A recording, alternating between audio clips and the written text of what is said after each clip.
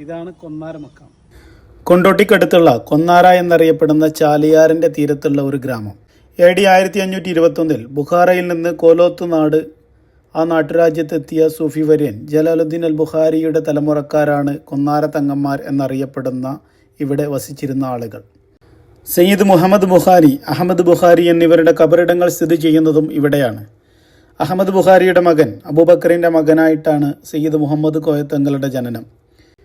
അഹമ്മദ് ബുഖാരി ഒരു ബ്രിട്ടീഷ് വിരുദ്ധ സമര നായകനായിരുന്നു. ഇത് കണ്ട് സ്വാധീനിച്ചിട്ടാവണം മുഹമ്മദ് കോയത്തങ്ങളും ജന്മിപീഡനങ്ങൾക്കിരയാകുന്ന കുടിയാന്മാർക്ക് വേണ്ടിയും അടിച്ചമർത്തപ്പെടുന്നവർക്ക് വേണ്ടിയും പോരാടിയത്. ഇങ്ങനെയുള്ള പോരാളികളുടെ ചരിത്രം ഉറങ്ങുന്ന ഒരു മണ്ണാണ് കൊന്നാര. മുഹമ്മദ് കോയത്തങ്ങൾ പ്രധാനിയായി മാറിയതോടുകൂടി അദ്ദേഹം മറ്റുള്ളവരിൽ നിന്നും വ്യത്യസ്തനായി സ്ഥാനമാനങ്ങൾ കെട്ടിപ്പിടിച്ച് അതിൽ മേലനങ്ങാതെ അടയിരിക്കുന്നവർക്ക് പാഠമായിക്കൊണ്ട് തന്നെ സജീവമായി പൊതുവിഷയങ്ങളിൽ ഇടപെട്ടുകൊണ്ട് ജന്മിമാരുടെ ചൂഷണത്തിനെതിരെയും ബ്രിട്ടീഷ് രാജിൻ്റെ അതിക്രമങ്ങൾക്കെതിരെയും പോരാടാൻ ജനങ്ങളെ ഉത്ബോധിപ്പിച്ചു സംഘടിപ്പിച്ചു. അന്ന് വാര്യംകുന്നത്ത് കുഞ്ഞഹമ്മദ് ഹാജിയും മുഹമ്മദ് കോയത്തങ്ങളും ആലി മുസ്ലിയാരും ഒന്നിച്ചായിരുന്നു ഖിലാഫത്ത് പ്രവർത്തനങ്ങൾ നടത്തിയിരുന്നത്.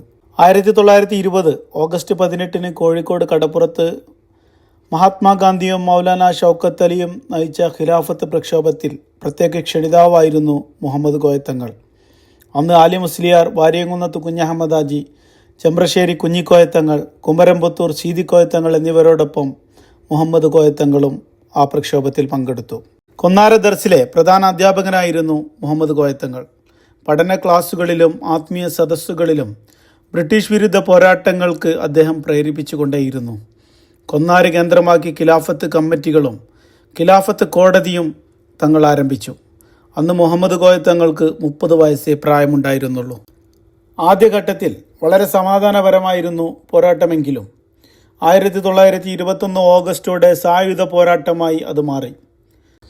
1921 ഓഗസ്റ്റ് 19 രാത്രി തിരൂരങ്ങാടിയിൽ വിളിച്ചു ചേർത്ത യോഗത്തിൽ തങ്ങളും പങ്കെടുത്തു. അന്ന് നിലവിൽ വന്ന രാജ്യത്ത് കൊന്നാര് വാഴക്കാട് പ്രദേശങ്ങളുടെ സ്ഥാനീയനായിക്കൊണ്ട് മുഹമ്മദ് കോയത്തങ്ങളെ നിയമിച്ചു. ഓഗസ്റ്റ് 22 വാര്യംകുന്നത്ത് കുഞ്ഞഹമ്മദ് ഹാജിയുടെ വീട്ടിലെ വിപ്ലവ സർക്കാർ യോഗത്തിലും തങ്ങൾ പങ്കെടുത്തു. വിപ്ലവ പ്രദേശങ്ങൾ തിരിച്ചു പിടിക്കാൻ ബ്രിട്ടീഷ് രാജിലെ 1/3 സൈനികരും മലബാറിൽ വന്ന് പോരാട്ടം തുടങ്ങി. 2ാം ലോക മഹായുദ്ധത്തിന് ശേഷം ബ്രിട്ടീഷ് സാമ്രാജ്യം നടത്തിയ വലിയ സൈനിക നീക്കമായിരുന്നു ഇത്. മുഹമ്മദ് കോയത്തങ്ങൾ തൻ്റെ 200-ൽ പരം വരുന്ന പടയാളികൾക്കൊപ്പം കൊന്നാരയിലും പരിസര പ്രദേശങ്ങളിലും അതിശക്തമായ ഗറില്ല യുദ്ധം തന്നെ നടത്തി.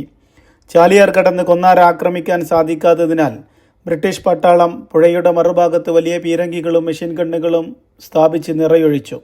മാപ്പിള പോരാളികൾ ധാരാളം പേർ രക്തസാക്ഷികളായി.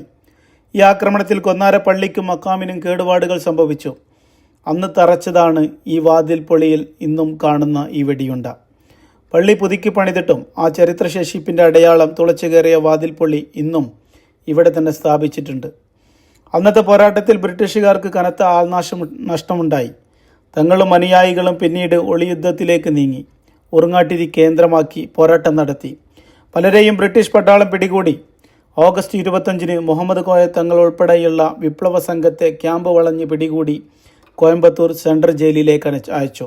അന്ന് ബ്രിട്ടീഷ് രാജാവിനെതിരെ യുദ്ധം നയിച്ചു, രാജ്യദ്രോഹം കുറ്റം ചെയ്തു എന്നെല്ലാം ചുമത്തിക്കൊണ്ട് മുഹമ്മദ് കോയത്തങ്ങൾക്ക് വധശിക്ഷ വിധിച്ചു.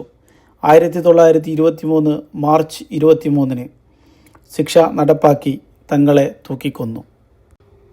നാം കൊന്നാര സന്ദർശിക്കേണ്ടത് ആ ഒരു ചരിത്ര ഭൂമി, ഒരു പോരാട്ട ഭൂമി സന്ദർശിക്കുക എന്നുള്ള രൂപത്തിലായിരിക്കണം.